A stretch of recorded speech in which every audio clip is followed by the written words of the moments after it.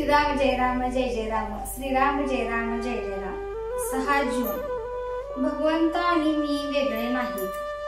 समुद्राचा फेस खरा आहे असे वाटले तरी त्याच्या खाली पाणीच असते। असत्य हे नेहमी सत्याला धरूनच राहते। जे नाही ते तोंडाने सांगणे ही माया, तिला आपण खरे मानतो। मायेला असत्य मानले की ब्रह्माला सत्यत्व येते। आपण मायेच्या पाठीमागे जातो, पण माया ही मृगजळाप्रमाणे आहे असे समजते तेव्हा आपण स्वस्थ होतो। जन्माच्या वेळेस सोहम म्हणत होता, नंतर कोहम म्हणू लागला आणि शेवटी देहच मी म्हणू लागला। वास्तविक सूर्य आणि त्याचे किरण हे जसे वेगळे नाहीत, त्याप्रमाणे भगवंत आणि मी वेगळे नाहीत। सत्य म्हणजे अखंड टिकणारे ते म्हणजे परमात्म स्वरूप होय। सच्चिदानंद स्वरूपाच्या ठिकाणी मन चिकटून राहणे यालाच अनुसंधान असे म्हणतात। भगवंता वाचून इतर सर्व म्हणजेच उपाधी होय। मला कळत नाही असे वाटणे ही परमार्थाची पहिली पायरी आहे आणि मी आणि भगवंत वेगळे नाहीत असे अंगी मुरणे ही शेवटची पायरी होय। जे जे घडते त्याचा कर्ता परमात्मा आहे, मी फक्त कर्तव्यापुरता आहे असे वाटणे यालाच निष्काम कर्म असे म्हणतात। आणि आले तर भोगले, गेले तर सोडले हे सहज कर्म होय। दोष बाधू नयेत अशा रीतीने केलेले कर्म ते ज्ञानयुक्त कर्म होय।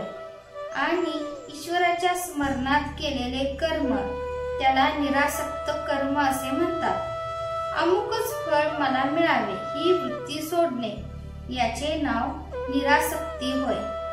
विषयांची विरक्ती झाली की त्याला ज्ञान झाले असे म्हणतात। थोडक्यात म्हणजे जे कर्म बंधनाला कारण होते ते अज्ञान आणि जे मोक्षाला कारण होते ते ज्ञान समजावे। कर्म मार्ग, उपासना मार्ग, नवविधा भक्ती इत्यादी सर्वांनी गाठण्याचे ध्येय एकच असते। लग्नात ज्याप्रमाणे अमुक एक खर्च मी जास्त करीन, दुसरा कमी करीन असे माणूस म्हणतो, पण मुख्य कार्य हे की मुलीला नवरा गाठून देणे। त्याप्रमाणे भगवंताची भेट होणे हे मुख्य होय। आपली देह बुद्धी संतांच्या संगतीच्या आड येऊ देऊ नये। भगवंताच्या स्वरूप दर्शनाच्या आड माझ्या देहबुद्धीचा पर्वत येतो। सर्व साधनांचा उपयोग अभिमान नाहीसी करण्यासाठी असतो। नामस्मरणाने हे काम लवकर होते आणि म्हणूनच सर्व साधनांचे सार भगवंताचे नाम हेच आहे।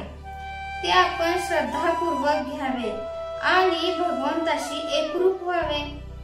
आपण प्रयत्न करीत असताना भगवंत माझ्या पाठीशी आहे ही भावनाच आपल्याला उद्धरून नेईल याची खात्री बाळगा आणि भगवंताच्या नामात आनंदाने कालक्रमणा करा। जय जय रघुवीर समर्थ। आजचे बोधवाक्य, आज तुम्हाला जेवढा वेळ रिकामा मिळतो तेवढा सगळा भगवंताच्या नामात घालवण्याचा प्रयत्न करा।